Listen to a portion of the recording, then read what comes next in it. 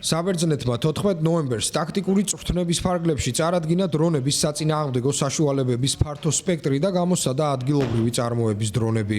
ახალი სამხედრო შესაძლებლობების გამოცდას ტრიბუნებიდან აკვირდებოდნენ სამხედრო ოფიცრები შეერთებული შტატებიდან, საფრანგეთიდან, ბულგარეთიდან, სომხეთიდან და თურქეთიდან. საბერძნეთი, რომელიც დიდი ხანია იმპორტზეა დამოკიდებული, ახლა უერთდება გლობალურ რბოლას ახალი ავტონომიური ტექნოლოგიების შემუშავებითა და გამოცდით. დღევანდელი ღონისძიების გზავნილი ნათელია, ჩვენი ქვეყანა და ჩვენი შეიარაღებული ძალები ახალ ეპოქაში შევიდნენ. არა მხოლოდ მარჯვენა ფეხით, როგორც ჩვენ ვამბობთ, არამედ ორივე ფეხით. ისინი თავდაჯერებულად და სტაბილურად მიიწევენ წინ, რათა განაგრძონ ბერძენი ხალხის უსაფრთხოების უზრუნველყოფა და მათი დაცვა განსაკუთრებით აქ, თრაკიაში, ალექსანდროპოლისისა და ევროსის მახლობლად.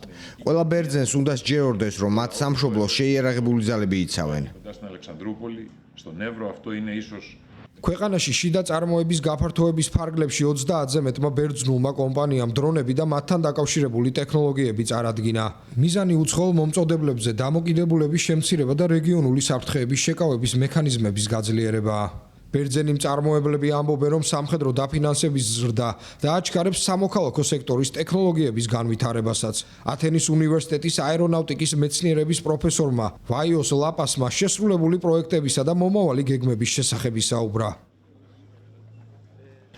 ფიქრობ ეს აჩვენებს, რომ ჩვენ მივდივართ ახალი ავტონომიისა და ავტონომიური სისტემების ეპოქისკენ, სადაც შეგვიძლია გამოვიყენოთ დახვეწილი რობოტული სისტემები, იქნება ეს მიწაზე თუ ჰაერში. შემდეგ კი შეგვიძლია მათი გაწვრთნა და დამუშავება.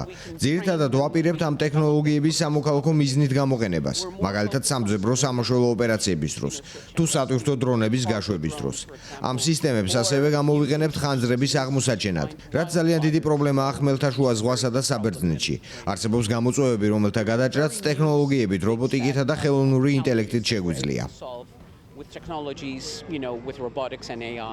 ასეთი ტექნოლოგიების განვითარება რუსეთის მიერ უკრაინაში სრულმასშტაბიანი შეჭრის შემდეგ უფრო აქტუალური გახდა როგორც საბერძნეთში, ისე მაგალითად ესტონეთში, დანიასა და სხვა ევროპულ ქვეყნებში, სადაც ინვესტიციები ჩადეს ადგილობრივ დრონებსა და დრონების საწინააღმდეგო ტექნოლოგიებში, რადგან ავტონომია და სწრაფი წარმოება სასიცოცხლოდ მნიშვნელოვანია შეკავებისთვის.